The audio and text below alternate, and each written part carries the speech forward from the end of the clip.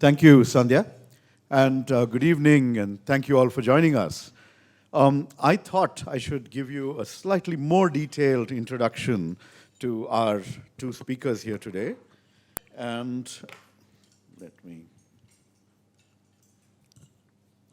So Professor C.B. Bhattacharya is the 8J Zoffer Chair in Sustainability and Ethics at the Katz Graduate School of Business, University of Pittsburgh.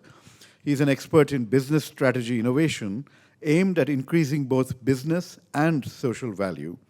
His research and teaching focus specifically on how companies can use under-leveraged intangible assets, such as corporate identity, reputation, corporate social responsibility, and sustainability to strengthen stakeholder relationships and drive firm market value.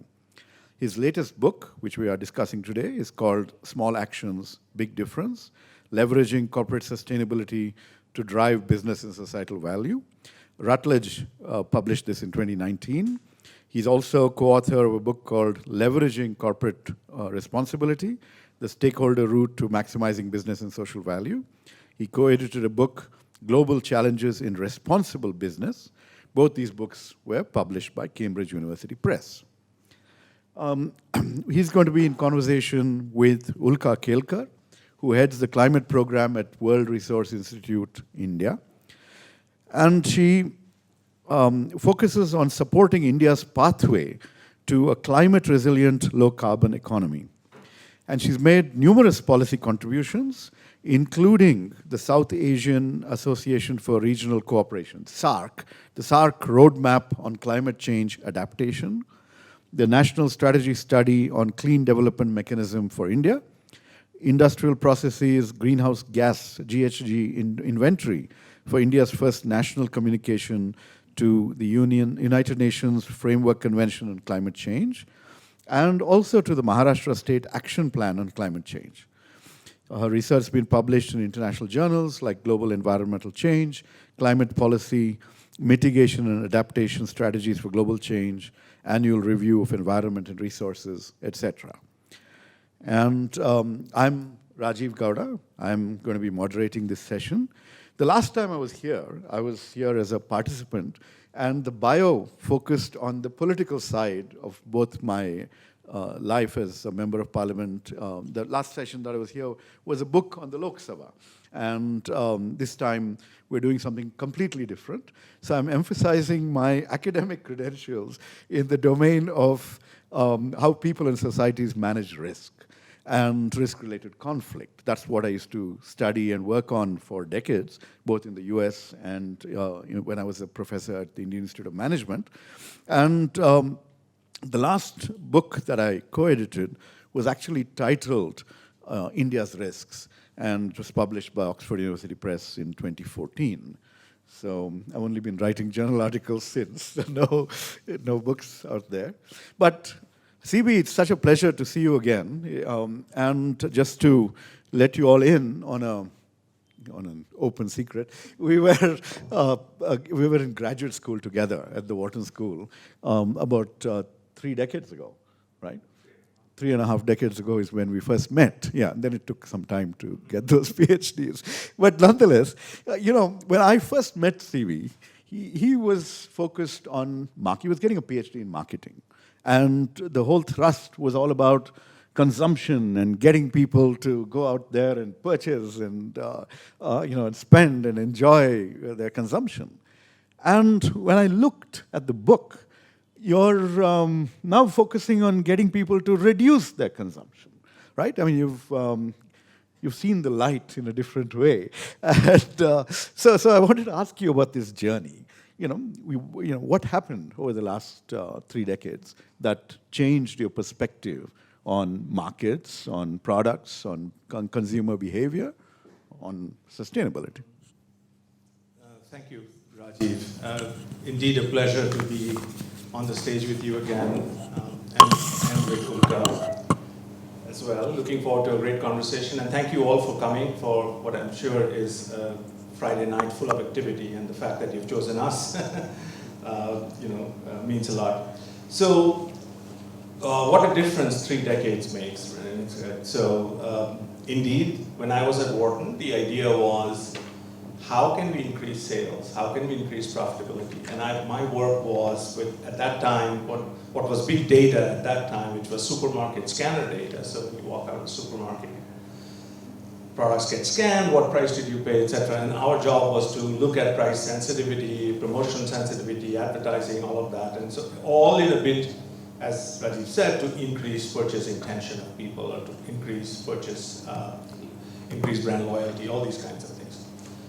Now, at that time, we were not really, I didn't even know when I went to Wharton the word sustainability in this context of kind of saving the environment. Say. After I finished my PhD, and my first job was at Emory University. And when I went to Emory University, I was given the task of teaching marketing research. Now, before my PhD, I had had a stint as a brand manager in a company called Reckitt Benckiser. You might know Dettol and all these other products. And my responsibility was to launch a brand of toilet cleaner in the Indian market in the mid-1980s. And you might know the toilet cleaner by name. It's called Harpic. And I believe that today it is the largest selling toilet cleaner in India. So that I take great pride in that. And that's an off-bio item that got me all started. And when I was doing Harpic, I realized that marketing research, you cannot just sit at a desk and learn. You cannot just learn behind a desk with a textbook. So you need to go out and talk to people. So I started a program whereby my students would do field projects for non-profit organizations in the Atlanta area who could not pay for paid help. So Cancer Society, Red Cross, High Museum of Art, all of these kinds of things. And as I was doing this, I came across a person by the name of Ben Cohen at a leadership conference. Ben Cohen was the CEO of Ben & Jerry's. So, Ben & Jerry's makes ice cream. And so I told him, look, we're doing this thing for social cause organizations. You guys do great work. Is there something students can do for you? He said, you know what, there's one question that always I keep thinking about. I said, what's that? He said, we do a lot for the environment. We do a lot for society. So we support the rainforest. We pay our workers a living wage. Can you help me understand if our environmental and social performance, what we do in that field, does it contribute to sales? Would somebody buy a Ben & Jerry's ice cream, all else equal, because of our environmental and social performance? I don't know the answer to this question, but I found it very intriguing. I found it intriguing because we were obsessed about sales and how to drive sales up. But nobody at that time was talking about environmental attributes and social attributes as drivers of sales. We were still stuck with advertising, promotion, all that stuff, product quality. So I started looking at this other side. Okay, does environmental performance of a company and the social performance of a company actually contribute to business value? So this concept of doing well by doing good. So that's what I started researching. And frankly, I found it more fulfilling than looking at that scanner data stuff.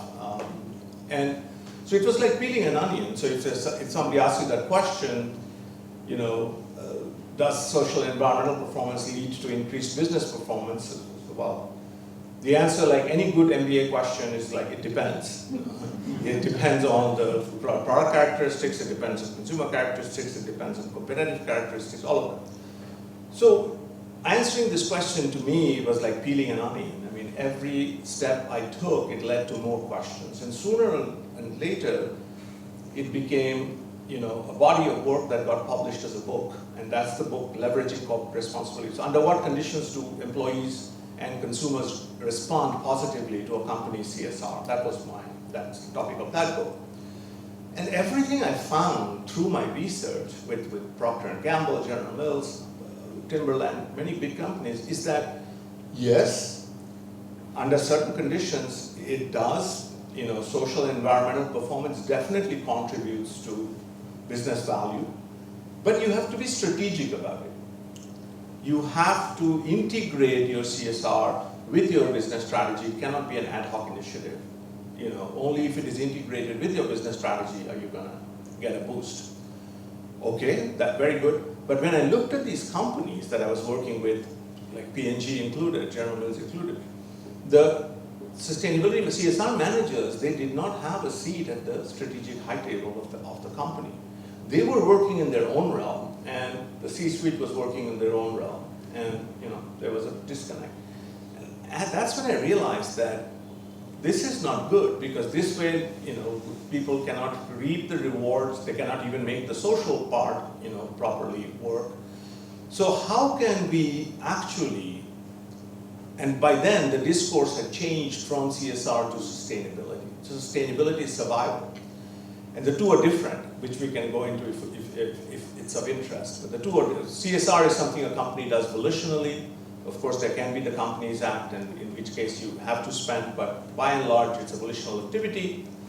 And whereas sustainability it's about survival, and it involves the whole company. So it's okay to departmentalize CSR, but sustainability, if it's departmentalized or relegated to one person, we will never achieve the goals that we've set out to achieve of carbon neutrality or ending poverty or what have you.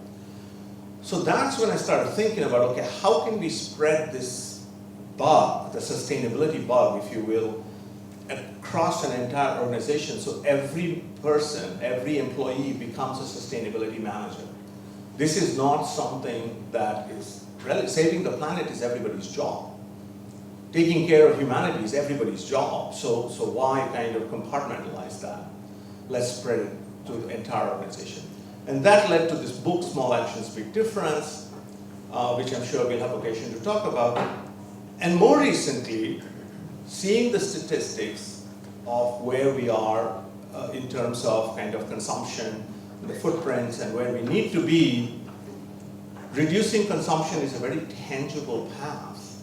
It's one plausible pathway to actually achieving our climate goals, our poverty goals, all the SDGs and so on.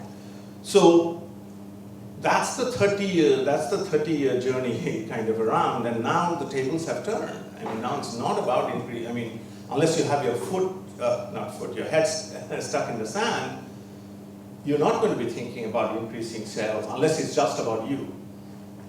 And that's the problem. That's the fundamental problem. In a world of finite resources, if each of us try to maximize our private gain, that will invariably lead to collective loss.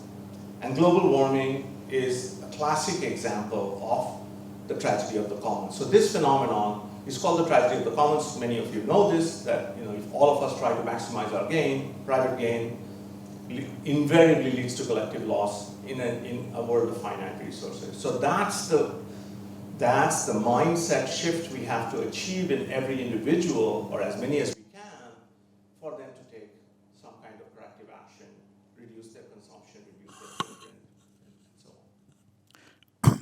Thanks.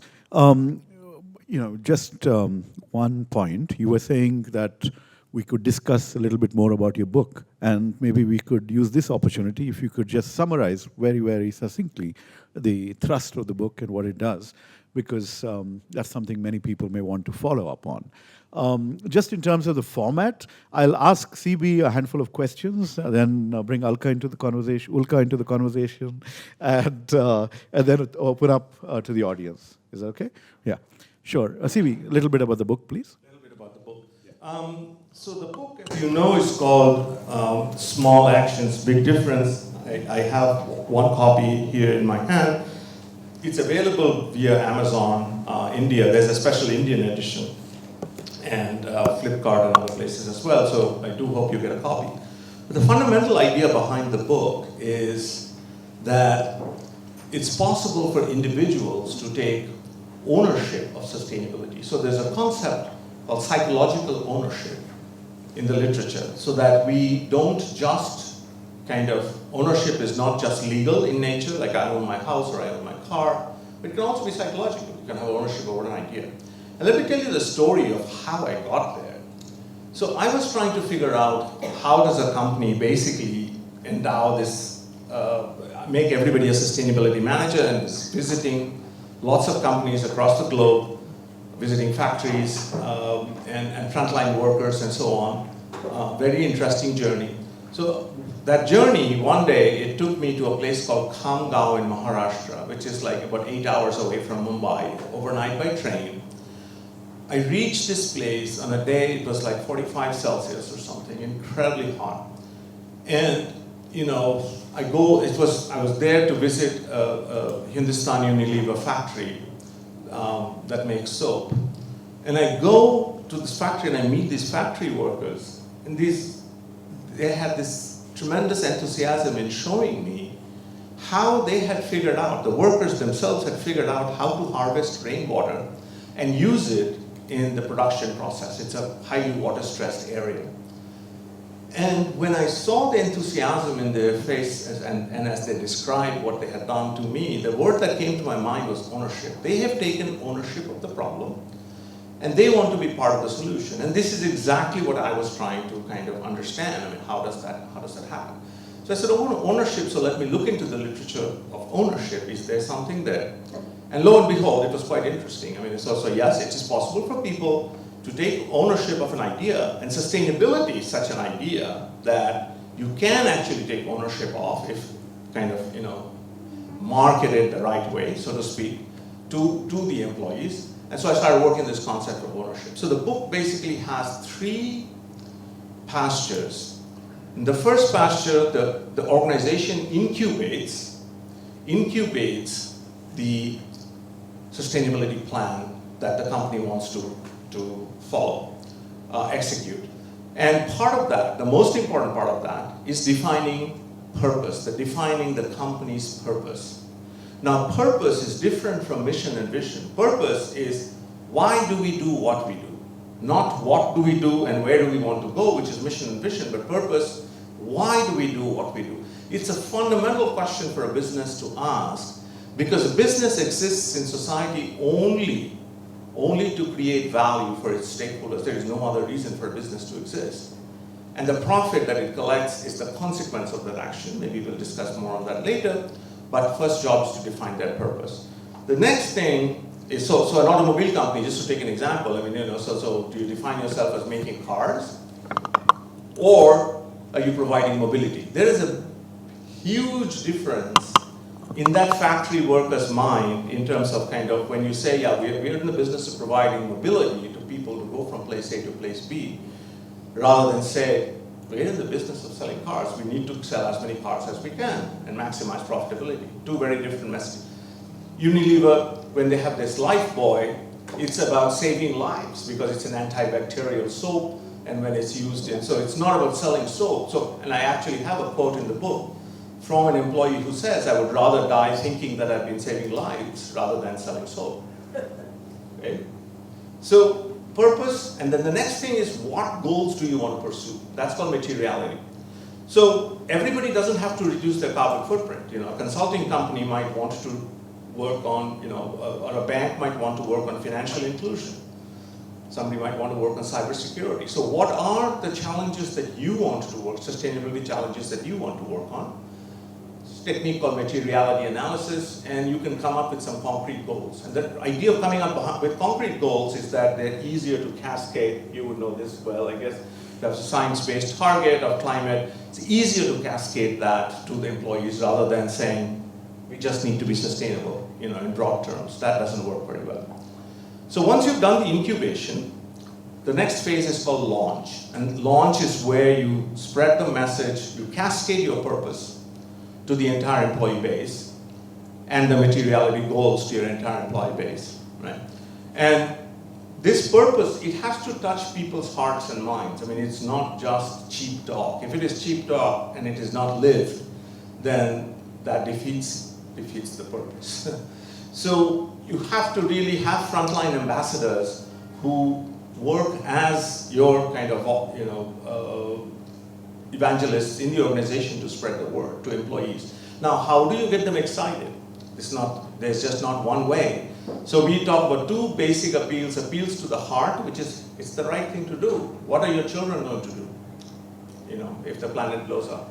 Or, it's the smart thing to do. Do you know you can save money by going the sustainability route? You can cut down on your packaging. So one quote from Apple, who I studied, and the manager says, like, the most fun part of our job is to, the sustainability manager said, the most fun part of my job is to go into the line manager's offices and tell them, look, if you can reduce this packaging, it will actually save you money. Because these people are more kind of money-minded rather than whatever, planet-minded. Marks and Spencer is another company I studied quite closely. Basically, they say, well, no, we take our middle managers out to after work for a beer after work, and that's where we raise the topic of what's going to happen if the climate continues to heat. What's going to happen to our children, and that's how we get them kind of engaged in. So different strokes for different folks, basically. But it's not enough to create willingness. You have to create ability. How do you create ability? How do you empower your employees? And that's where it's about training. Investing in training, investing in management systems. Because the one thing about sustainability is that employees will not engage with you if it's not easy for them to engage with you. Nobody wants to do the difficult job. So what do I mean by easy? So everything is not about putting off lights and kind of printing two-sided. There are difficult jobs like eco-efficiency analysis, lots of research and development, hard sciences. Ulka knows much more about all that stuff than I do. But how do you get them to so you invest in them, invest in their training, invest in management systems. So again, to go back to Marks and Spencer, one of my favorite quotes is that the sustainability manager tells me, look, if someone wants to build a new store in Dubai, they don't have to reinvent the wheel. It'll happen at the push of a button. All the sustainability specifications are kind of, in the system. That's it. You just basically, then it's easy to do. So we want to lower the costs of acting sustainably, and we want to increase the benefits of acting. And how do we increase the benefits? Well, one thing is to reward people, right? Tie their incentives, variable compensation to sustainability performance, and celebrate them. All these kinds of techniques work. So empowering employees, that's like the launch phase, creating the desire and then empowering them so that they're able to act. And then the final phase I call entrench, and to entrench means to routinize, to make routine. So I don't have to think. It's like the brake that we push when we see a car in front. So how do we make it routine for people to act sustainably, right? I will put off the light. I will turn off the tap, without thinking.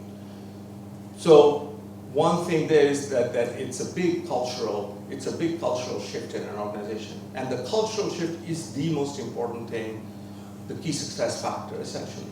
So communication is a big part of it. Communication. So to keep it salient, so the companies, you will see that they have tickers on their hallways. How much carbon have you saved? How much water have you saved? All of that. So elevator messages, so that you cannot escape it. And when you cannot escape it, it starts coming to your mind. And when your colleague says, I did this good thing over the weekend, also okay. So more and more people start shifting to the good side. So communication, co-creation. Co-creation is a very, very big thing. So employees are waiting to be asked what can be done to act sustainably. So Sony, in fact, ran a contest with their employees where they said, okay, to give ideas. It's an idea contest. Okay, you give us ideas on how to make our organization more sustainable, and we will implement the best ideas that bubble to the top, and fellow employees are going to vote on what are the top ideas. That way, the company got so many ideas that it was a net gain in monetary terms, given what they saved in terms of water waste. Employees know, so they want to co-create. That's what gives their jobs meaning. We were just talking about job meaning and the lack of it. There's very little job meaning right now. And final thing is collaboration. We want to show that sustainability is different from other activities that a firm engages in, because a firm tends to be closed when it comes to its R&D, this, that. But for sustainability, we say that we need to make it pre-competitive. We don't need to compete on saving the planet. Make that pre-competitive. You can compete on your products and services, that's fine. So collaborating with competitors is the only way we can solve difficult problems, wicked problems like deforestation, which one company cannot really solve. So so when you collaborate, your employees see that you're collaborating with competitors. That makes this idea of transforming your business model much more visible to them. So these are some of the steps, just in a very broad brush, broad strokes. And then folks can, of course, buy the book and read it if they want. Sure. Just to tell you where we are in India, see, you're talking about one set of companies. Here, we're actually seeing a lot of venture capital coming in, e-commerce companies, delivery. There was a phase a few months ago, 10-minute delivery companies. And, with all this being subsidized, I'm not sure that the delivery is environmentally, there's a lot of externalities out there. And the employees involved are gig workers who are trying to make a living. So there's a whole different environment. How would you apply your ideas in this kind of a crazy context? It's the idea, what we have to do is we have to educate those who believe that these services are the best thing since sliced bread, to make them aware that they're actually not.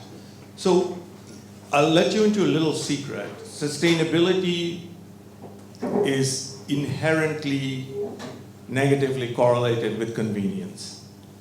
If everything has to be just so, I'm unwilling to take a bus or carpool because I want to be in my own car, right? I'm unwilling to walk 5 steps because I need this product delivered to my house. It's very, very difficult to be sustainable.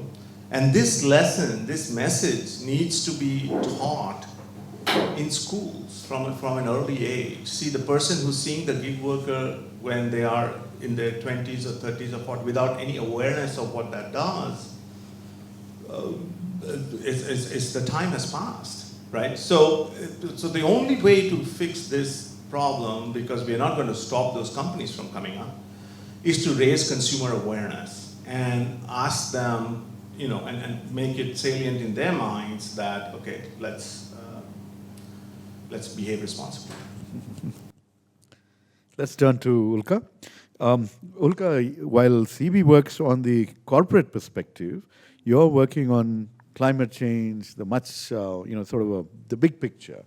And how does all this fit in? What did you think of his book? I enjoyed it very much. Is this mic on? It's on. No, I enjoyed it very much. I didn't expect it to be so witty and funny right from the first page. And I would really encourage everyone to look at it, to read it, yeah. And it's not too fat, so you can read it in a day. No, but for me also personally, I should also add some of the things that you talk about motivating people, about how to communicate that motivation, about learning, is I think relevant for all of us in our professional fields. Whether it is sort of trying to figure out on a day-to-day basis how to motivate my team, what is it that really kind of inspires them, and what is it that they really want from their careers. So it doesn't have to be even if you're like a sustainability hardcore, if that's your whatever work you're in. But I think one of the stories that I found most interesting in the early part of the book was you talk about a person whose job is to set up a power plant in the desert in the Middle East. And so why? Oh, because we have to produce power. Why? What will you do with the power? So the nomads will stop moving around and they'll sit at home and watch TV. And that can't be the sole purpose for generating electricity, right? There has to be much more, and we know that very well in India about energy for development. But yeah, trying to find out what it is that's the real motivation behind the why, as you called it. Not only so that there is genuine change, that it's not just just paying lip service, finding the right photograph for the company annual report, as someone put it, but also so that there is genuine change. But I also feel that it also leads to finding opportunities that might be hidden in plain sight and which may not be obvious to someone who's making sustainability policy or any kind of policy from top down. So if people are motivated at a middle management level or at a front-facing front lines, there will be opportunities that we'll be able to scale up. The second part was about communication, and again the example that is given is about what is it that makes us go to the gym? Sometimes we know that we should go to the gym, but we still don't. And there is a writer who I follow, Gretchen Rubin. She writes about all kinds of things. And So one person might be like my husband. He's an upholder. He knows he has to go to the gym or exercise. He'll do it. Other people are like me. I'm an obliger. I'll do it in order to make someone else happy. Oh, my daughter, I should be healthy for her when she's older. Then there are people like my sister-in-law, who none of this works. They just lapse. And so the solution that is often told is that of paying. Like, what if you had something at stake, right? And that's also kind of when we apply to environmental sustainability. We have the polluter pays principle, you have penalties, taxes, and all of that. But people like my sister-in-law may not even find that as a kind of final make or break factor. So I try to pay her gym fees. Right? Maybe if someone else's money is at stake, you might actually act, because you might be willing to let go your own money, may not be high enough. Convenience may not be strong enough a factor. Even that sometimes doesn't work. And so in a book that I read by Gretchen Rubin, this person who was procrastinating on submitting their PhD thesis finally set up an auto payment deduction where the money would automatically go to an NGO that she hates. I think in that case it was a gun lobby, I think, or one of Trump's. Yeah, so finally, different things motivate different people, and different types of policies are needed to actually make different people convert their motivation into action. And I think finally, I was really very amused by the example of the fish banks. Is that the simulation exercise that you talk about? Where there are these students who are coming to a Wharton MBA seminar knowing that it's about sustainability, but when they're asked to think about fishing and maximize their profits, they forget about everything that they know about overfishing and fish stocks and about nature and all of that, and they just go for maximizing profits till all the fish are finished. There's no more fish left in the ocean. And at a later stage, they become a little clever. They start negotiating about quotas and moratoriums. But by that time, it's too little, too late. So it's a little bit like our climate change negotiations right now. We know what we have to do. But I think to me, for a context like India, there are two things. One is the need for systems thinking for upstream and downstream linkages, which sometimes we don't see. So the example that you've given about Coca-Cola, that when it tried to do its environmental footprinting and water footprinting, it found that most of it was from the water being used for sugar that was going into the cola. So in our kind of field, we talk about scope 3 accounting, right? Not just what's in your control, not just what's on your premises, but the upstream and downstream. And the second example was that of taxes. If you are a refrigerator company in Europe, you will not send your refrigerators to landfills because the taxes makes it prohibitively expensive. But in India, that's not a consideration. In fact, in India, we have a secondary and tertiary market. So even with all of this individual motivation, communicating it well, even if your future seminar students learn from after reading your book, and do better next year around. Even with all this, I think in a country like India, you need both the commitment, it's a necessary factor, but also the compliance. I think that's a sufficient factor when it comes to it. So these are some of my takeaways. No. Very nice. One of the challenges in this whole business of doing good, right, is that a lot of people like to portray themselves as doing good when they're really just doing the same old thing. There's a concept called greenwashing. Right? Basically, you see a lot of people owning or proclaiming greenness and environmental friendliness. Just like you're wearing. Thank you. This also represents the fact that I'm a farmer at one level, okay? And nonetheless, thank you. This is the problem if we go to grad school at the same, at the same time. Anyway, so what's the story? How do you deal with all these frauds? Yeah, that's a very good question. And there will always be people who want to beat the system. There will always be whatever the issue is. So our job is to, again, through increasing awareness, by instilling systems, make it easier for people to bust that greenwashing when it's happening. So one of the interesting concepts, I'm sure some of you are aware of, is called traceability. So like, where is my product coming from? Because historically, we never asked these questions, where is my product coming from? But now, with these QR codes, you can actually scan any product that you're buying, not any product, but companies who are following these guidelines. and you can find where it came from, what was the condition under which the workers were, dealt with. You can have a higher comfort in buying.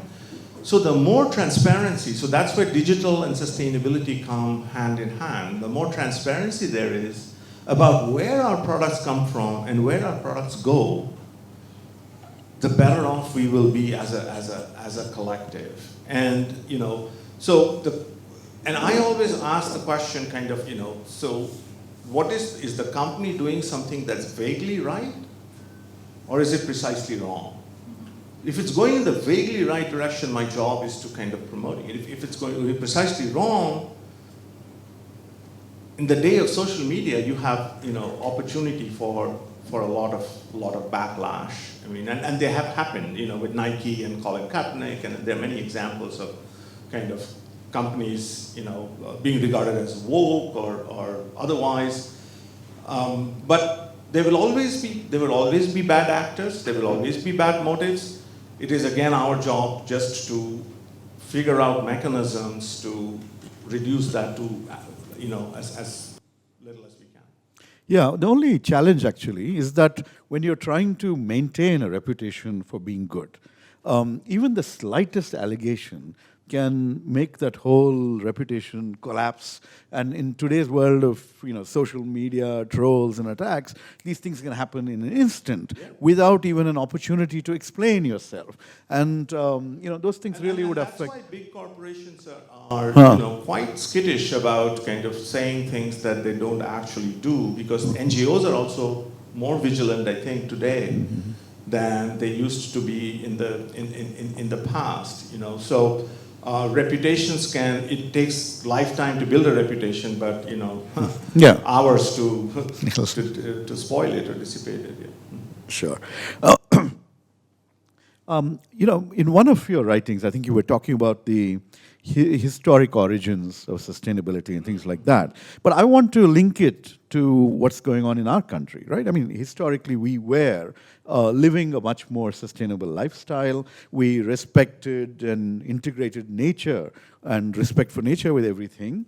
And now that there's sort of a revival of Indic culture and agendas, could we harness some of these concepts to avoid the mistakes of the West? And to, while we're on the pathway to becoming a consumerist society, we could still possibly, think about our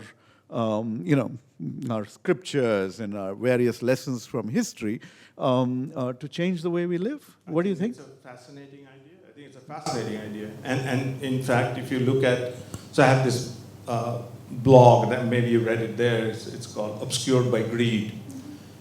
And in the ancient scriptures, all the ancient scriptures talk about sustainability. The Buddha's teachings talk about sustainability as well. Caring for people, caring for the natural environment, this kind of stuff. So anything that reminds us, and the blog was in fact in that vein, so anything that reminds us that we came from being a sustainable lot and we just lost our way. So where did business begin? Most of us forget that business began with barter. Business began with barter, right? So you have a piece of cloth, cut it in half, you give me half your cloth, I give you half my rice, so we can both wear something and eat. And then money, when after the discovery of money, that's when things started kind of, stock exchange, this, that. And the world's per capita consumption, in the last 50 years, in the United States, the per capita consumption has doubled in 50 years. So this whole, and it was socially engineered. So there is research and several writings on the fact that consumption was made to be kind of the purpose of life. They were sold, so people were sold on that. And that model is what is being exported to China, to India, to this and that. So anything that we can do as Indians here to course correct, to remind us that we are a sustainable culture to begin, and there is certain pride in that. How many of us wasted food when we grew up? I mean, I'm talking about the elders in the room, but I'm sure the younger ones don't think much about it, right? Because that is more plentiful. So if we can remind ourselves, and if that's a plausible channel to make sustainability salient, I'm all for it. Ulka, while this framework is about small actions individuals can take, when you think about the framework within which we're operating, right? If I want to carpool, it's very difficult. If I want to walk somewhere, it's difficult to get from place to place in our own Bangalore city. The way the world around us has shaped up, it makes it very difficult for us to behave in a sustainable manner, even if that is our intent. Any thoughts on how we could change things, or what do we need to do? Yeah, no, I think there is a lot to be said about individual action, about individual choices. We'd like to feel that we do have the power to change things. But there is, again, sometimes our intentions might be a little misguided, misdirected. So, for example, if you ask someone in Bangalore, where's most of the emissions coming from in terms of transport, we'd probably point to the cars on the road, right? But actually, if you do a modeling for where the sources of emissions are, would you know? I mean, I've already told you it's not cars. Do you know where the most of the emissions come from in transport in India, for example? Is there any guesses? Huh? Trucks, exactly. It's trucks. It's not planes. It's not two-wheelers. It's freight trucks. But that is also being sort of driven by our consumption, wanting to build homes, malls, all of that. But on air travel in particular, there was a study that was done about how the bulk of air travel emissions come from a few super elite frequent flyers, right? But if you see what are the criteria for defining a frequent flyer, super frequent flyer, not just an ordinary frequent flyer, it's one mid-haul, sort of short-haul flight a month and one long-haul flight in a year. And that's what we all do for work, right? So we're all actually very elite. When I was an MP, we would come back every weekend because we had to engage. Well, that was the costs were taken care of, but also because you had to respond to a constituency back home. And also the reason why air travel, especially international air travel, is very important because it doesn't get counted in the greenhouse gas emissions inventory of any country. If you're going from India to US, doesn't get counted in India's emissions, it doesn't get counted in US emissions, right? So no one's actually tracking. So when you said, vaguely in the right direction versus precisely in the wrong direction, sometimes precise measurements, common standards are required really to know which direction we're going in. But I'll give another example of the kind of system supportive environment that's needed for individual action. I think you mentioned in your book about how people say in consumer research that they'd like to buy a product which is environmentally sustainable, but when they go to the shop, they buy the one that's on offer or the one that's cheapest. So I think it's very important to again have standards, labeling, taxes, rebates, all of these signals which tell you, which kind of nudge you in the right direction. And I think one very powerful lever when it comes to transport is the government being able to procure in bulk. And this is something that we are seeing in India right now. In the US, for example, Biden has said that all school buses should be electric buses. In India, instead of each road transport corporation putting out its own tender for a handful of electric buses, the central government decided to launch a tender for 5,000 buses, which made it kind of profitable for companies to manufacture at a higher scale. And the price discovery that came with those bids made them per kilometer cheaper than a diesel bus. And now that 5,000 being scaled up to 50,000.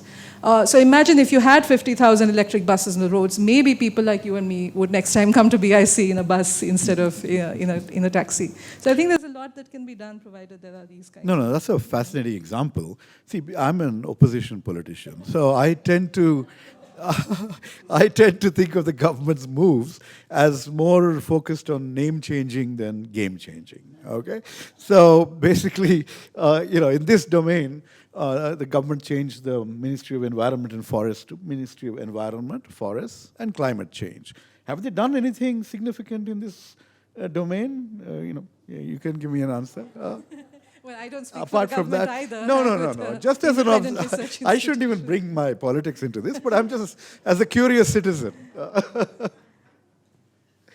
Any major moves? I mean, I know the Prime Minister is leading the International Solar Alliance and a whole bunch of things like that. Are they making a difference on the global stage? I think in terms of the global stage, again, if you look at it from a Western perspective, sometimes there is this inherent kind of disconnect between when we see ourselves in India as a growing economy that needs more energy for development, and coming from the US, where somehow the lens seems to be one of coal. India using more coal. So let's take, for example, the example of these heat waves that are happening. Any Western article that is being written in this week and was written in April last year when there was a massive heat wave is all about, here's a heat wave, and India is ramping up its production of coal-based power. And in the future, the air conditioning ownership in India will grow, and this is what will happen in terms of the world's emissions. I think if you link it to things that are happening already in the Middle East, in Qatar, for example, we know that there were deaths of construction workers when stadiums were being built with the World Cup. I don't know how many of you know that in 2007, Qatar actually passed legislation saying that in the summer months, during the midday, you cannot have outdoor construction work. And in 2021, that definition of midday and the definition of summer was expanded. So you can't have this. And also, if the wet bulb temperature, again, I think a lot of you would be reading in the newspapers that what's important is not just heat, but heat plus humidity. If the wet bulb temperature crosses 32.1 degrees Celsius in the workplace, then work must stop. So I think, again, we will need to also learn from other, contexts. I think the US also, some states like Oregon and California, there were some orchard workers that died during a, heat stress incident. So again, there was legislation passed. It's very difficult to pass legislation at the federal level, but state level legislation is faster. So there will be many different kinds of actions that we will have to take in India on climate change, whether it's from the perspective of adapting to climate impacts or from the perspective of minimizing or moderating the growth of our emissions. Yeah, and we would have particularly vulnerable populations, Yes. our elderly, things like that in this context. Anyway, we're just past the halfway mark of the session today. Just add one thing. I just Sure. wanted to say that regulation is a very big force in the whole picture, and as is education. So the pathway that I'm providing, in the corporation to make everybody a sustainability manager is actually just one of many options or many pathways that we need to follow to get to where we need to be. So no one should think that this is at the exclusion of any of these other forces that, Yeah, no, but it's a very important perspective that you're adding, because instead of something just being spoken in the air by the CEO, if every employee owns the concept, it just changes. You internalize the motivation to be green. A second order expectation or hope that these employees are going to actually, when they go home, they will implement that on the domestic front, and therefore give some tips to their family members, and that kind of spillover. So yeah. Sure, thanks. Let me throw it open to the audience. You have questions?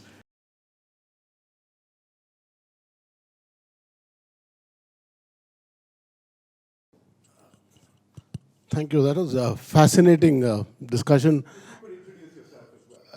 Okay.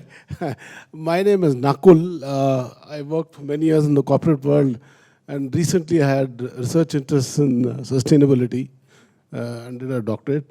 So that's where, very fascinating discussion. But just looking at it from the corporate angle, you are from the US, the cradle of capitalism. And I worked in Indian companies. So the key thing is, how do you align behavior to be consistent and not think short term? So in India, we have this QSQT, quarter se quarter tak, So people, as she talked about the fishing example, we want to do good things, but then we forget about it in the quest for profits. So is there any research which says, like for instance, the competitiveness or the market cap of a company increases by following sustainable practices? So is there something like that which has been done? And then the second question is for Ulka, where can we actually, if you can't measure it, you can't manage it. So especially you scope 3 emissions. For every product, is there a mandated label like BE are doing now for energy?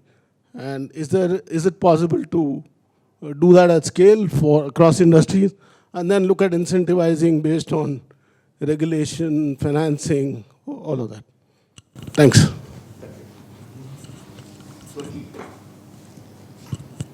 So, I like the QS quarter se quarter tak.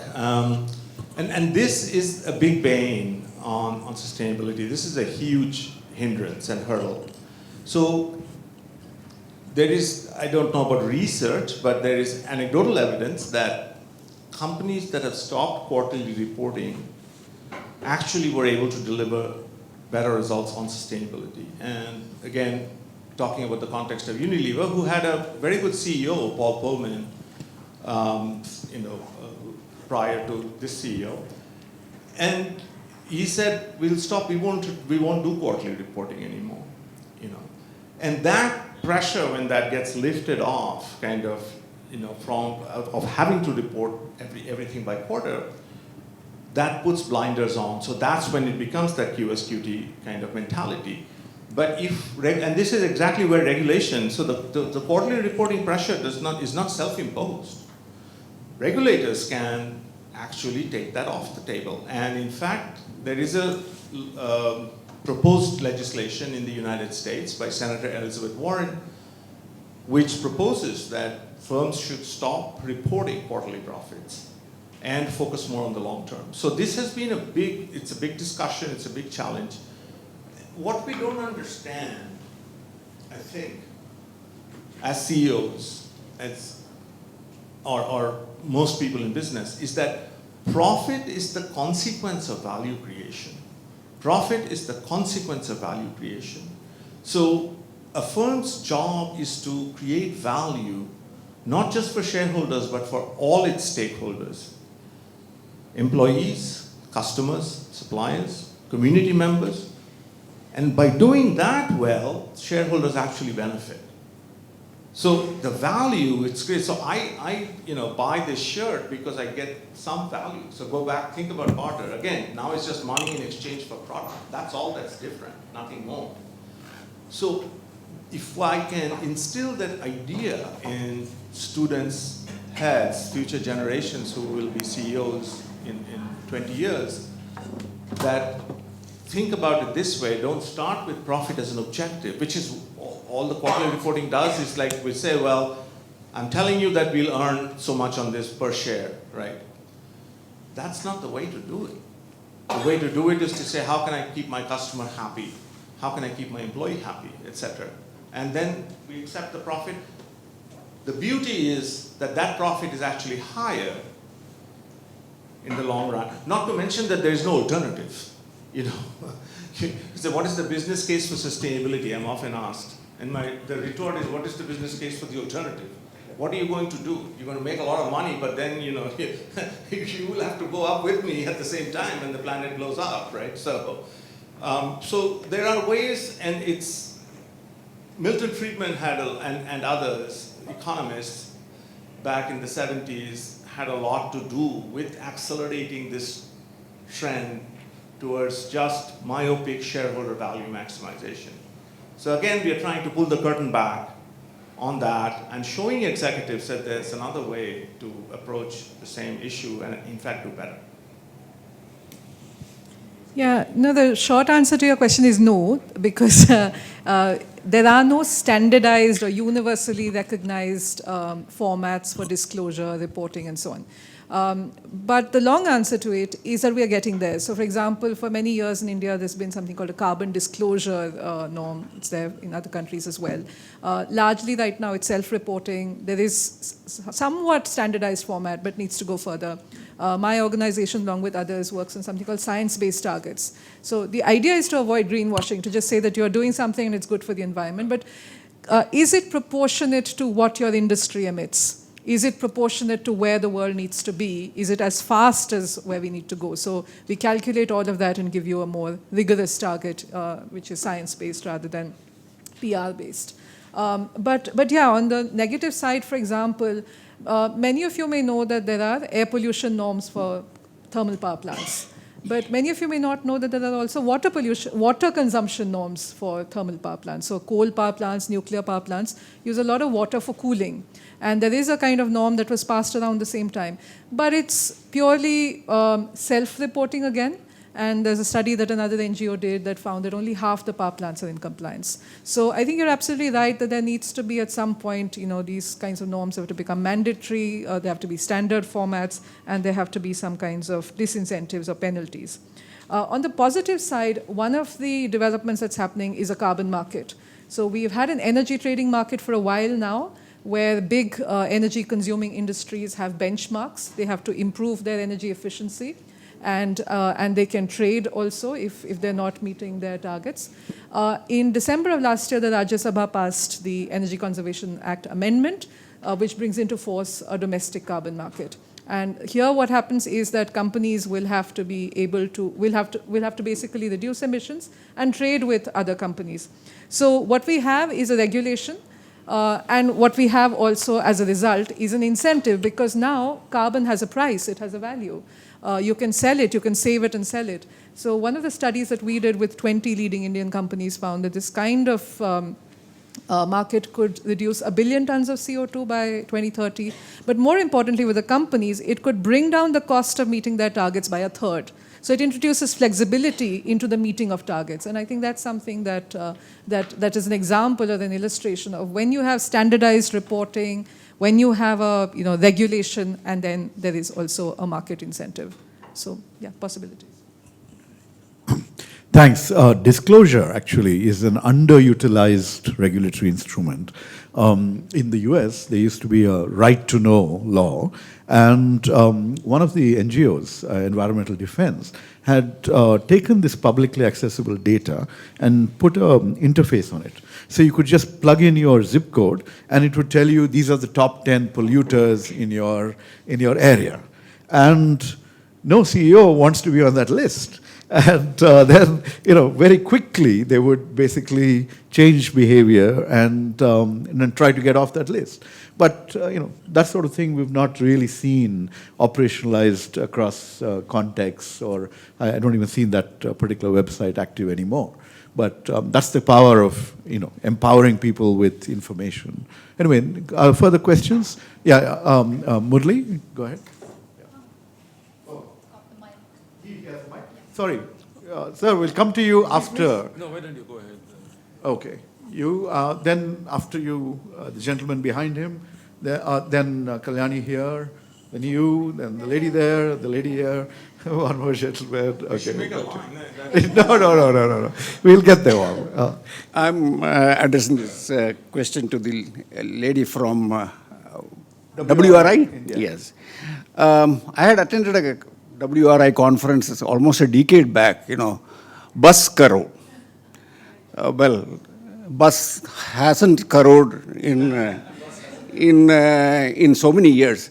Now you said about the government proposing, so many bulk purchase of this thing. Yesterday's, 24th April, there was this news item which one sentence I'll read from there. Fresh bus, an upcoming intercity Bangalore-based EV bus startup on Sunday announced the launch of its first 24 e-buses on the Bangalore-Tirupati route. And it quotes Nitin Gadkari, saying all of this.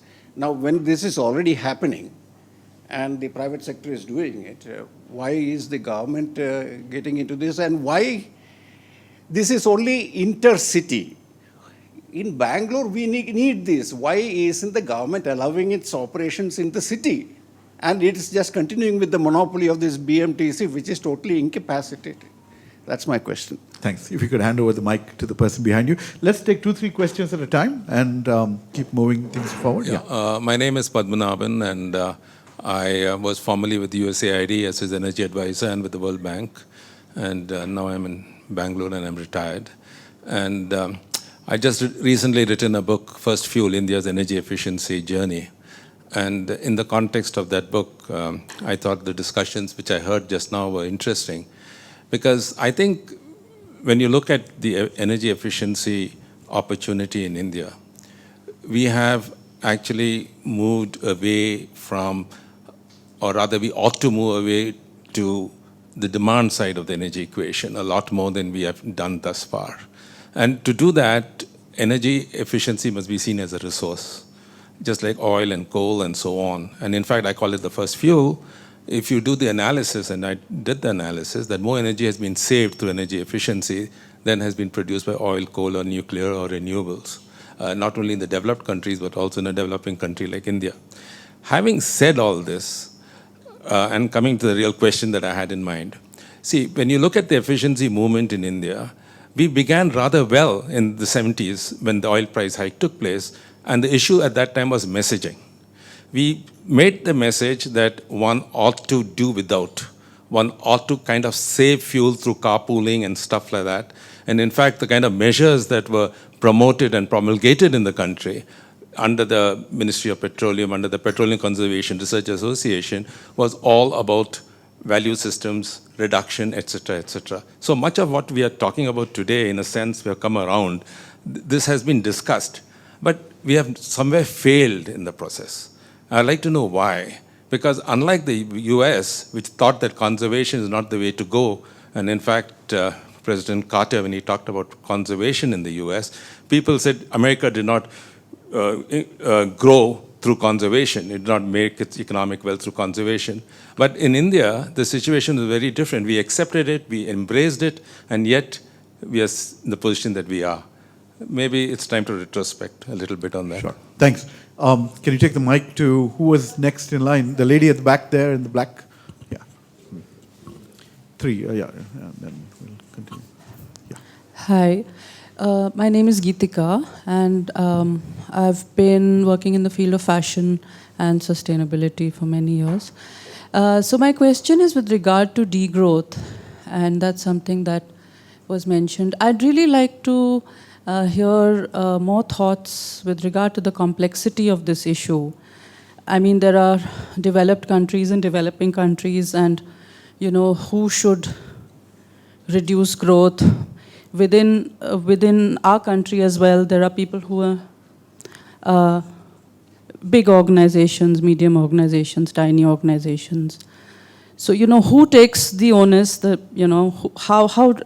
are your further thoughts on this with regard to the complexity of this issue, really? Sure. Thanks. Can we do one quick round of responses? There was one more?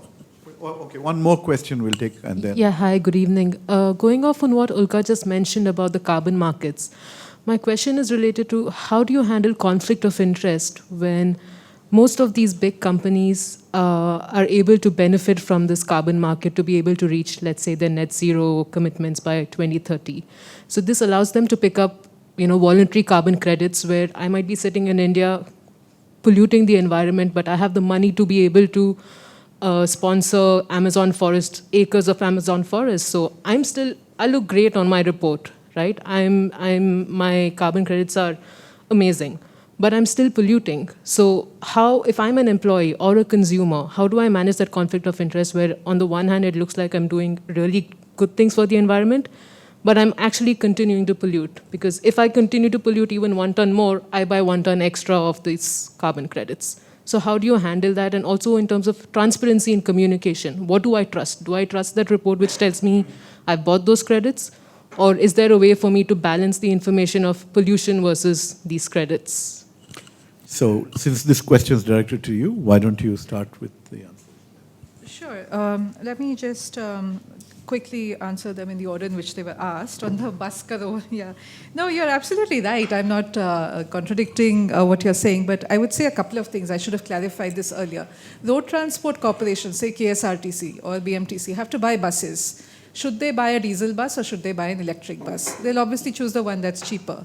What is it that will drive down the cost of manufacturing electric buses? That is the idea behind procurement that can be done in bulk. I mean, we also buy our groceries in bulk to get it at lower cost. It's the same principle. It was applied several years, 10, 15 years ago for LED lighting as well, for LED bulbs. So the idea is to drive down cost through bulk procurement and economies of scale.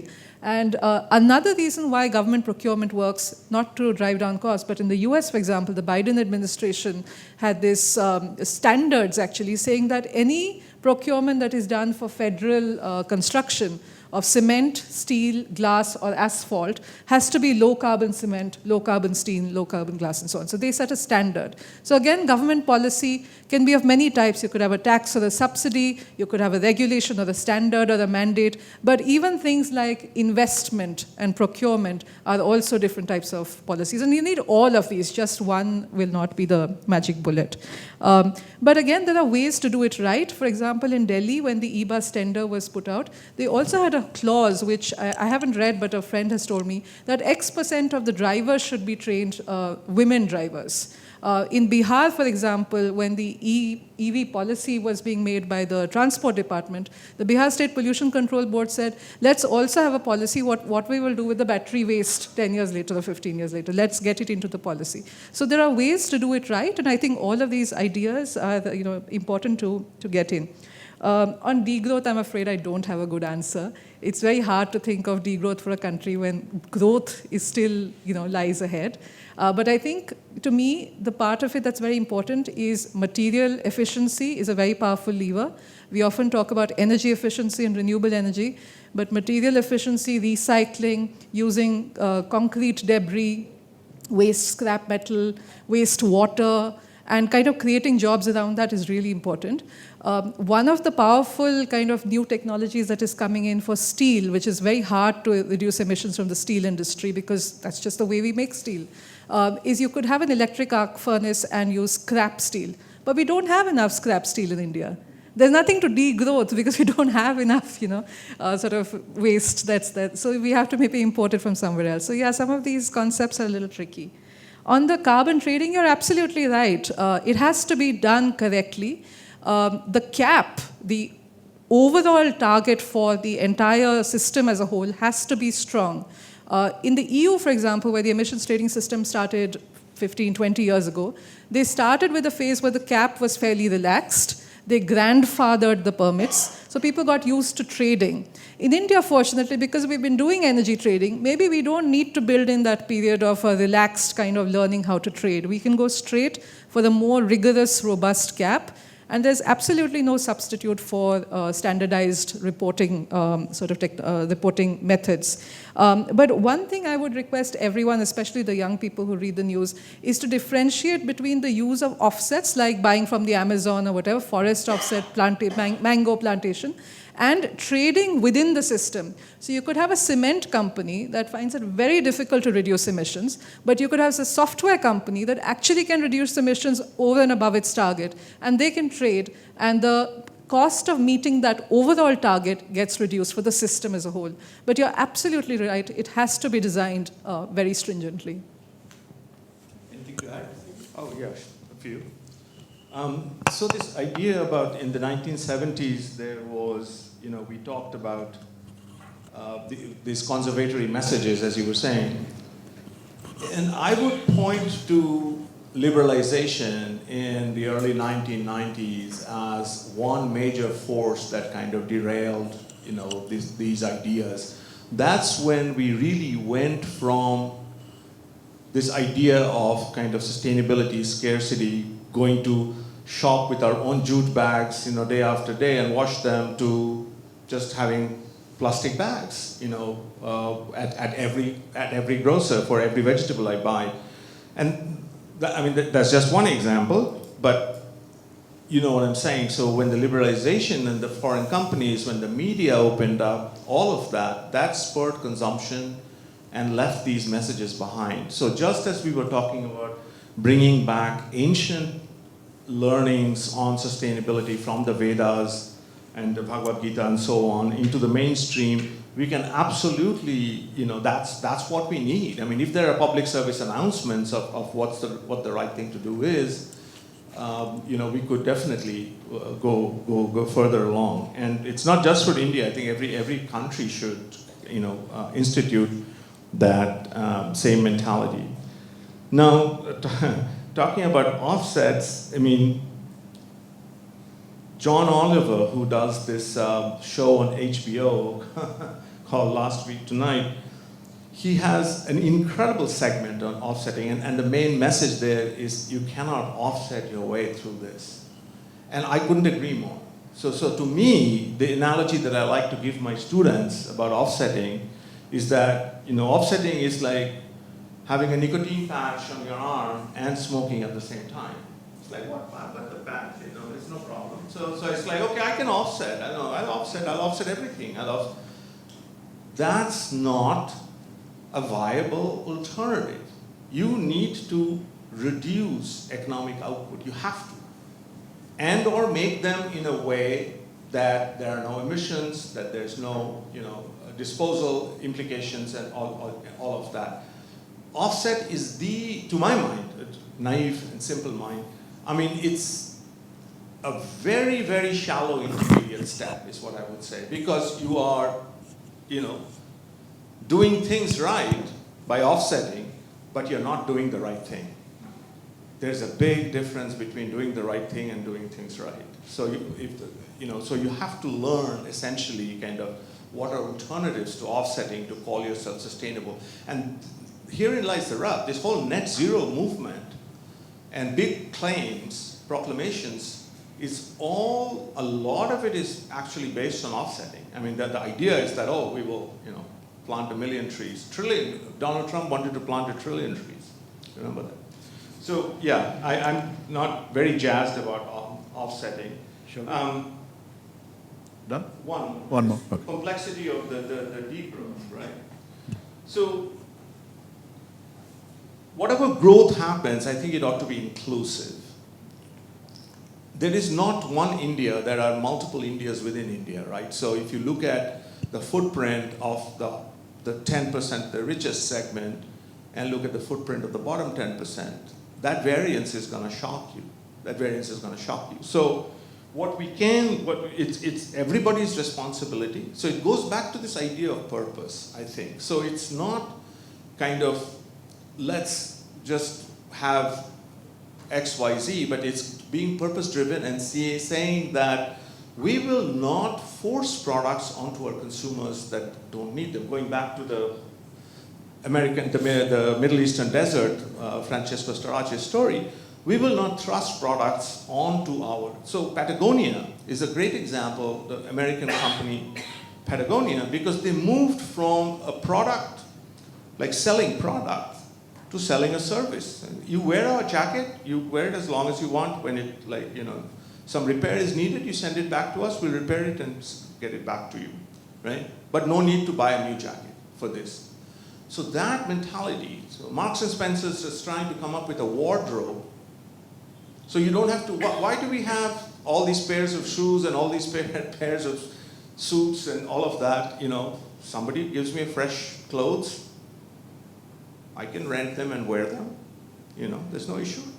So there's so this degrowth, again, is not one person's, it's everybody's responsibility. It's everybody's responsibility. And again, education and regulation on all the other forces play a big role. It's not an easy thing to accomplish. And the next set of questions, please. Keep them crisp, please. Yes. And we'll keep the I'm answers. Sharda. I work in clean energy. And most of my co-workers, they are working for clean energy. But somehow I personally follow a sustainable lifestyle. And for them, she's the environmentalist, let her do her job. And they'll find mistakes if I go somewhere wrong. And then I try to explain, I write on LinkedIn, I try to share my resources, how individual actions, small actions can make big difference. But then I think that my actions are too small, right? Shell or BP making a carbon footprint calculator, individual carbon footprint calculator, when their own emissions are so high. So there's always a dilemma that even if I walk to BIC today, did it make a big difference? And how do I convince people around me that individual actions can make a difference? And are the corporations doing enough, or the onus is really on them, or are we just trying to educate people, segregate and use public transport? And yeah. Thanks. I think someone there. Okay. Hi, thanks for the talk. My name is Abhinav. In this debate of climate change and CO2 emission, if you think about it, are we missing the forest for the tree? Because the core issue here is technological. And ultimately, how do we produce energy without having so much carbon dioxide emission? Right, and technology exists today, for example, fission energy, atomic energy. 10 years, 20 years down the line, there will be fusion energy if enough R&D investment is done in this field. India is approximately $200 per capita. China is 10, US is 50. So it is bound to happen. India will consume more energy. So the core question is, how do we produce more energy without producing more carbon dioxide?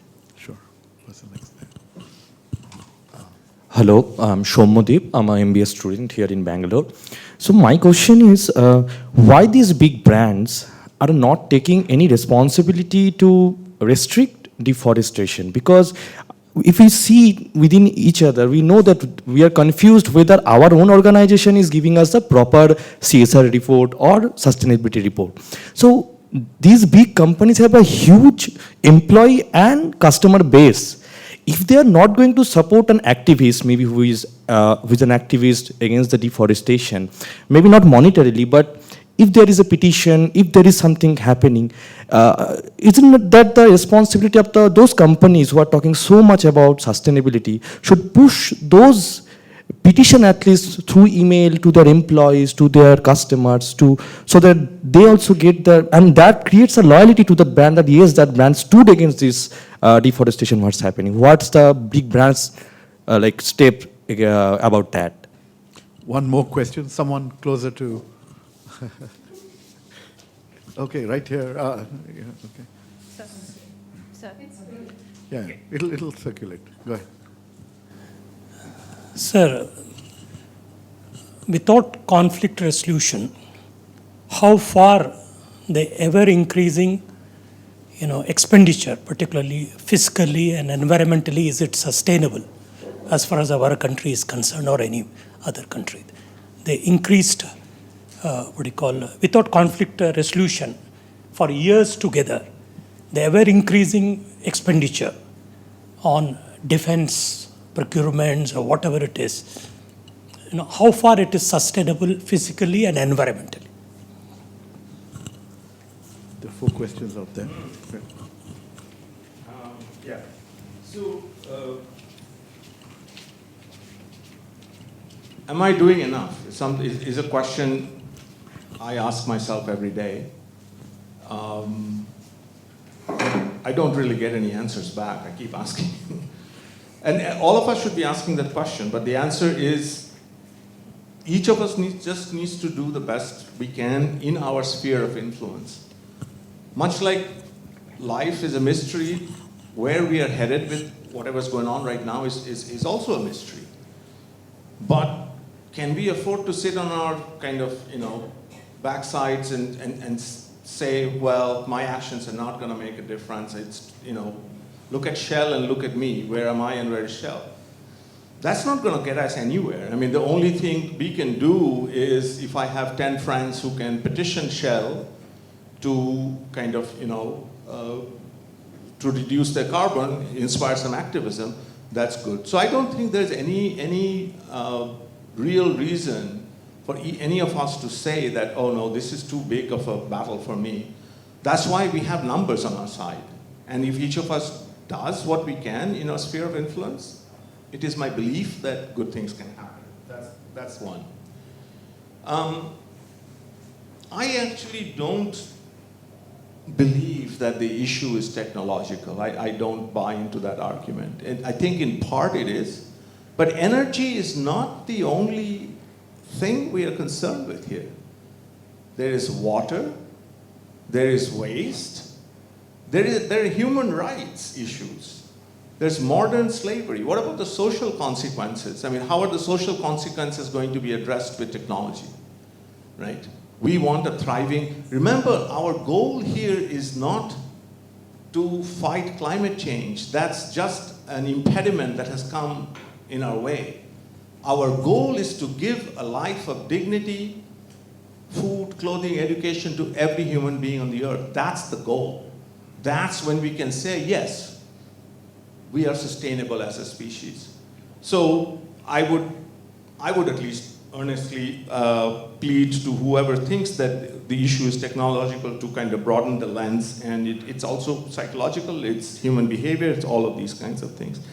Then big brands' responsibility. Big brands have a huge responsibility. They have a very, very big responsibility. Yeah. So they have to communicate their messages through email and all the other communication mechanisms that are kind of available out there. Because if they don't speak for the, then the others will not be inspired by them. So they have a very, very big responsibility. And if you see that a big brand is being fired, you're welcome to ask them questions, kind of, hey, what's going on? What are you doing? Look at the sustainability report. And I forgot your question, I'm sorry, because he didn't give me time to write it down. What was interesting? About the petition, something about a petition. I'll take that. Let me respond to that. This is about conflict resolution. Conflict resolution, and you're the master there. Yeah, right. Anyway, you used to live in Berlin and teach there, right? So that's a city that transformed after the wall fell. But in the years thereafter, we saw the Gulf War, we saw the the crises in the Middle East, and now you're seeing the Ukraine-Russia conflict. Just when you think that things are going to settle down and markets are going to rule, or whatever the case may be, some other conflict erupts and everything goes awry, messing up energy sources, everything else. I mean, huge human impacts. And so this is something that we wouldn't have expected even in our Asian domain, but China was focused so much on material growth, and then suddenly everything reversed. So it's very, very unpredictable, and the hope is that our leaders will find a way to diffuse situations, but the reality doesn't match with that, unfortunately. So we have to be prepared for some craziness out there. The only thing I want to add in addition is about the energy issue.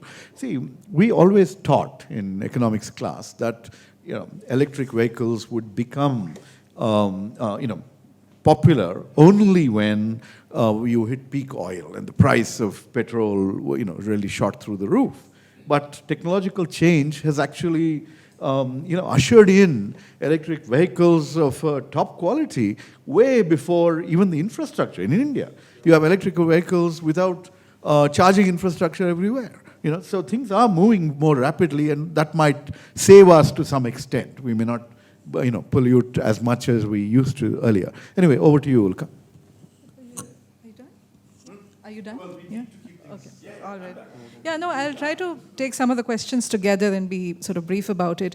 I think the point, just continuing from where you left off, I think the cost of solar power in the last 10 years has fallen by 85%. Of wind power by 55%, of batteries for electric vehicles by 55%. So I think there's a lot happening. I would add to the gentleman's question, say it's not just about producing energy that's clean, but we also need to look at, as your book talks about, the entire value chain, the entire footprint of it, the material footprint. And I am concerned very much about critical minerals that will be required to run this new technology, and about even efforts to do deep seabed mining, even mining the moon and asteroids. So there's a lot that's going on. Yes, I'm very optimistic about fusion, but there's a lot of other futuristic stuff that's going on that we have to be concerned about. The second, I would say, how responsible is it fiscally? I think as we move from oil vehicles to electric vehicles, one of the things that, again, is only now beginning to be understood is 35% of the central government's tax revenue last year came from taxes on petrol and diesel. So as we move towards this clean energy pathway, there will also be a hit to the much needed tax revenue for public development, for human development. We'll need to find an alternative tax, perhaps even starting to tax renewable energy in electric vehicles. But we'll also save our oil import bill. We're importing oil and gas, we're importing coal even at times of crisis. So there are many elements to this. The third point, and I would just link the question about deforestation with the question about individual action. There's a very nice video, an animated video that, when this little girl wakes up, you can show her. It was done by WWF a few years ago about orangutans in the Indonesian rainforest.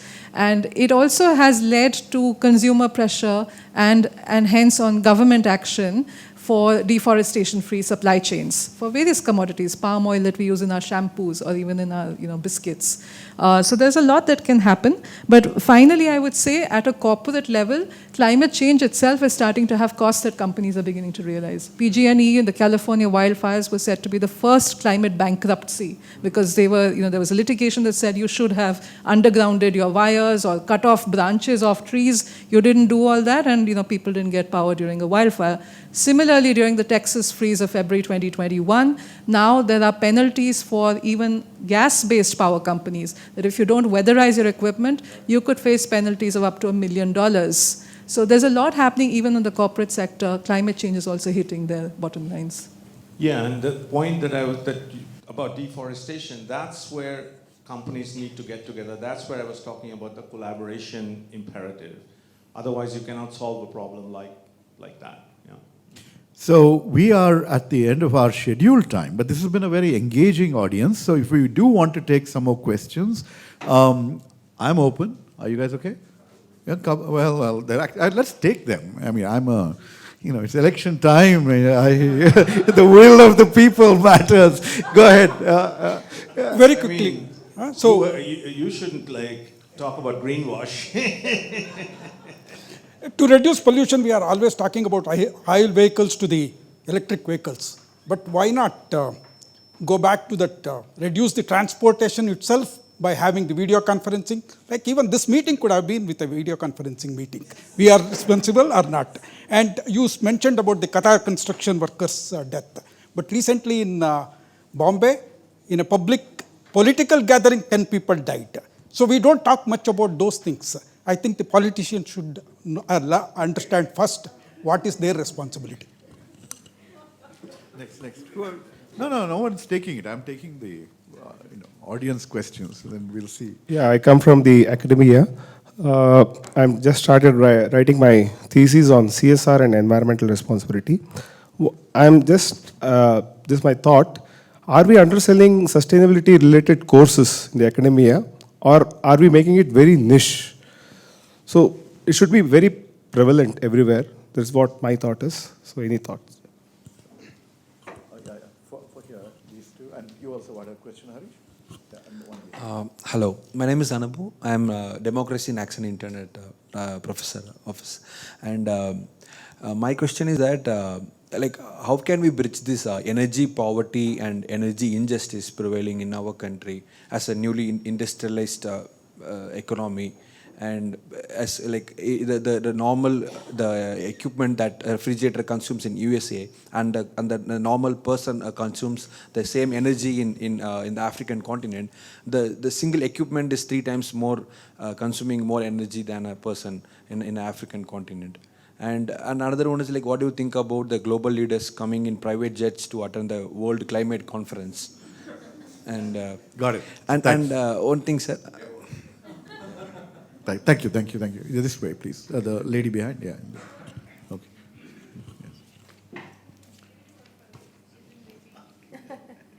Yes. Shall I? Go ahead. Yeah. So hi, I'm Kalyani, and I'm a marketing professional, and we provide support for tech-enabled startups. Now, being a marketing professional, I feel that we are actually talking a lot about in the cities, and it's all niche, I think, as one of the persons has pointed out. What are the concrete measures that we need to take actually to promote a communication campaign, some kind of in the rural areas? That's one. Second thing is, I think we really talk at a very, very wider level. We talk about the planet, we talk about the country, but do we have actually figures which are pertinent to each ecosystem? So, okay, we talk about cities, Bangalore and metros and others, that's fine. But are we actually talking about these carbon emissions or these kind of ones in the rural area, say in the rural part of, the interior part of whatever nook and corner of the country? I think if you communicate to that in the rural areas, for them also it will be very, very, they will get some kind of awareness. And there are even businesses also in the rural areas. So, yeah. Thanks. Go ahead. Okay, hello. when I entered the room, almost the conversation was over, and then you started talking about that we should go back to Vedas and all that. And I thought I missed the evening breaking news. You shifted to BJP, maybe, I don't know, Veda. No. We don't have to give our scriptures or the religion to the BJP.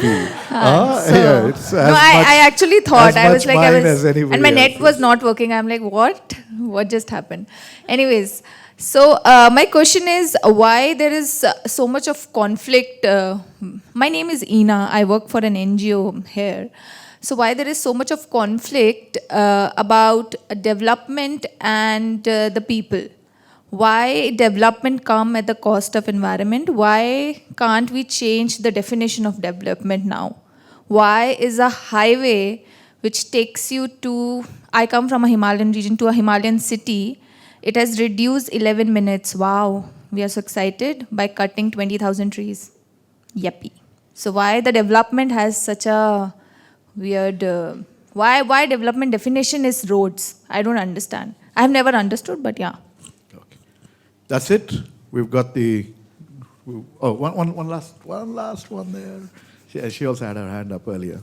Yeah, right there. Thanks. Hi, this is Sri Ranjini. I'm professionally a traveler since from 7 years. I have a lot of questions, but then let me just make it very short. Why it is always, in cities, like most top 10 cities, they choose to give awareness, why not rural places? I have traveled to many places, not non-touristic places, that is like where they have lot of government schemes, but they have not developed, they are not aware of sustainable lifestyle.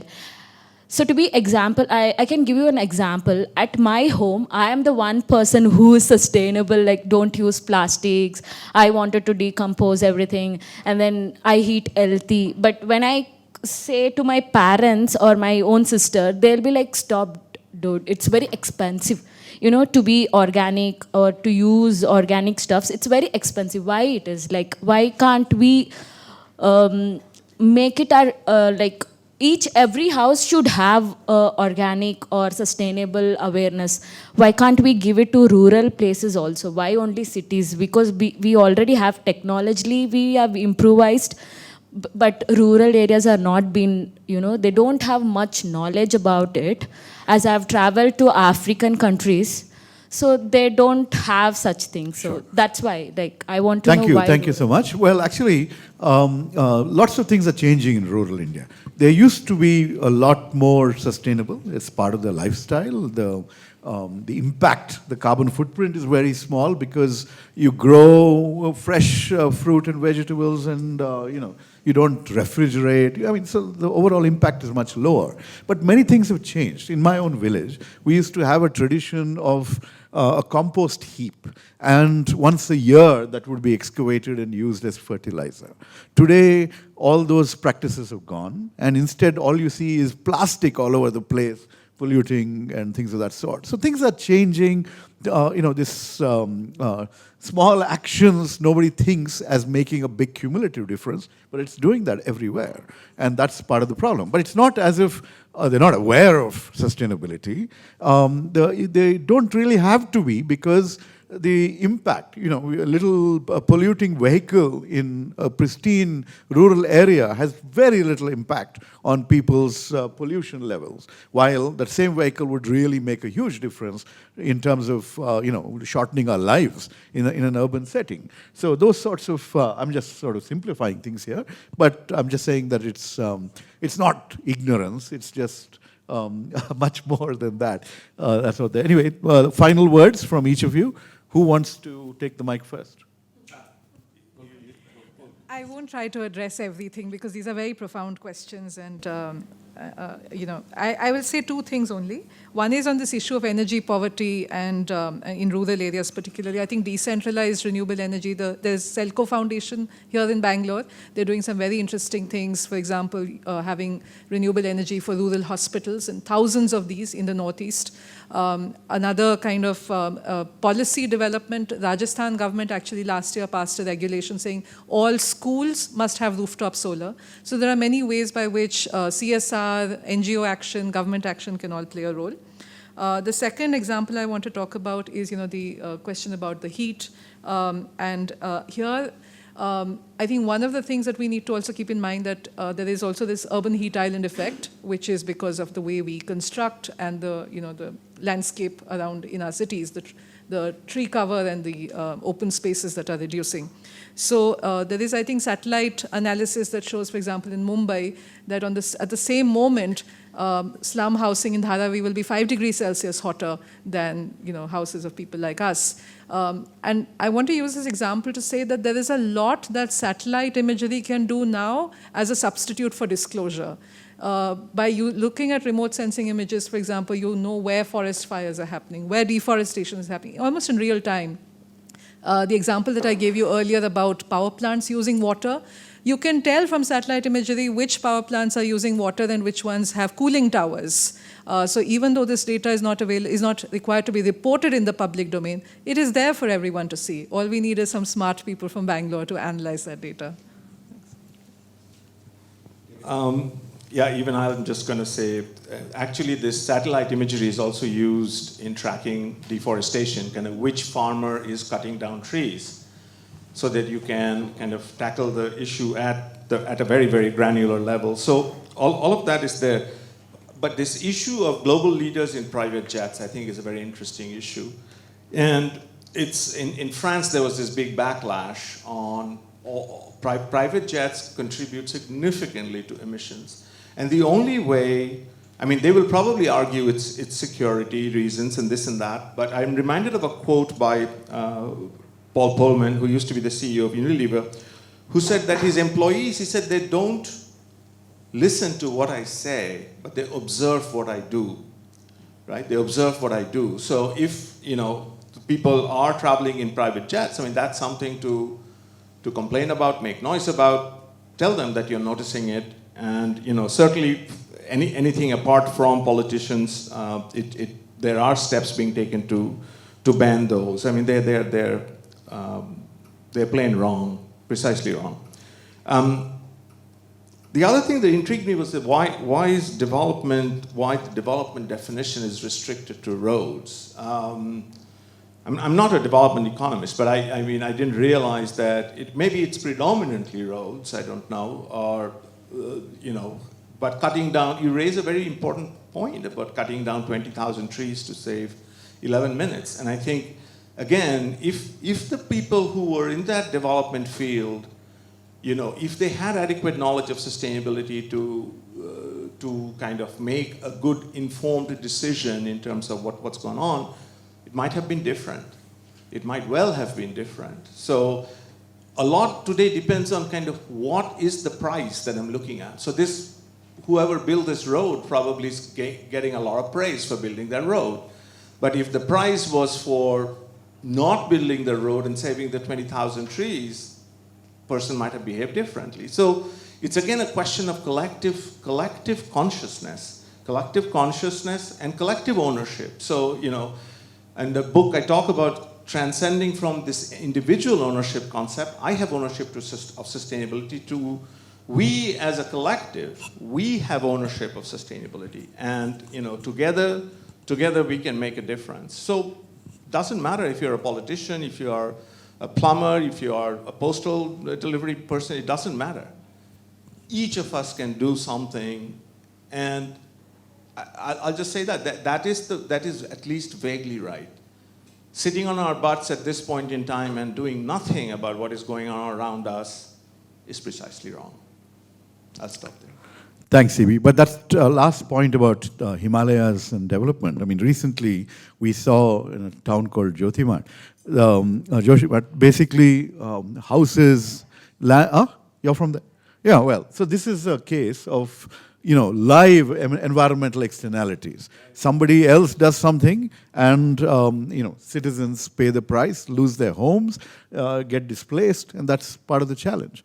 But, the value right now is about, how many miles you built and how quicker you can get around the hills and do the Char Dham Yatra, those sorts of, so we seem to be in a transition phase in society. But it takes me back to a speech I was giving in the Rajya Sabha. Mr. Gadkari was pushing the waterways bill. And I raised the issue of the Gangetic dolphin and many other species that were affected in the Ganga. And I was met with absolutely blank, what are you talking about? That kind of a reaction. Anyway, that is just my personal experience. I do think that there are enough people in government who do care for these sorts of issues. And right now, maybe we're going through a transition where the environment is not as on top of mind as everything else, because growth is the underlying imperative. But overall, I think as a nation we will move in that direction. I hope we will. And I hope we will all take those small actions like some of you have and make a big difference cumulatively. Thank you all. You've been such an engaging audience. I think my friend C.V. Bhattacharya and Ulka Kelkar have also done an amazing job of giving answers to the kinds of questions that we've been able to raise today, and look forward to a sustainable future for every one of us. Thank you so much.